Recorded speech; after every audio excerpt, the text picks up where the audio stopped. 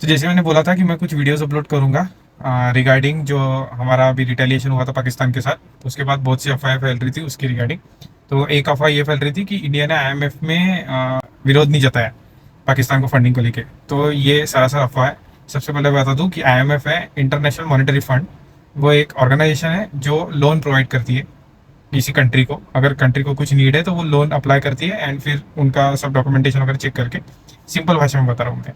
ठीक है, तो आईएमएफ में क्या होता है कि टोटल 25 डायरेक्टर्स हैं जो अलग अलग कंट्रीज और ग्रुप ऑफ कंट्रीज को रिप्रेजेंट करते हैं। ठीक है, तो उसमें क्या हुआ, उसमें सबसे पहली बात तो नो वोट वाली पॉलिसी नहीं है जैसे हम इलेक्शन में करते हैं कि हम अगर नहीं देना चाहते किसी को वोट तो नोटा देते हैं। लेकिन आईएमएफ में वैसा नहीं चलता है। आइदर आप वोट दे सकते हैं या एब्सटेन कर सकते हैं। एब्सटेन का मतलब ये है कि आपका वोट कंसिडर ही नहीं किया जाएगा। दूसरी बात, वोट का वेटेज आईएमएफ में होता है इकोनॉमिक साइज के ऊपर।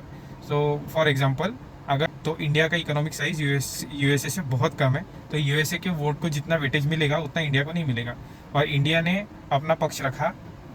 उन्होंने सब बताया कि अगर ये फंडिंग होती है तो पाकिस्तान अपनी फंडिंग टेररिस्ट ग्रुप को बनाने में या फिर उनको नर्चर करने में यूज़ करता है। लेकिन उसके बाद भी यूएस और बाकी कंट्रीज के सपोर्ट से ये फंड्स रिलीज़ हो गए।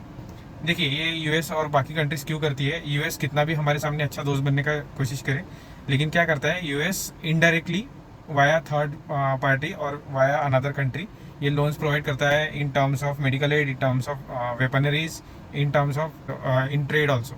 सो ये बहुत सारे वेज हैं इनको फंड करने के। तो यूएस नहीं चाहता कि उसका कैश फ्लो रुके, उसका भी बिजनेस है, इसलिए उसने सपोर्ट किया और वो फंडिंग रिलीज हुई।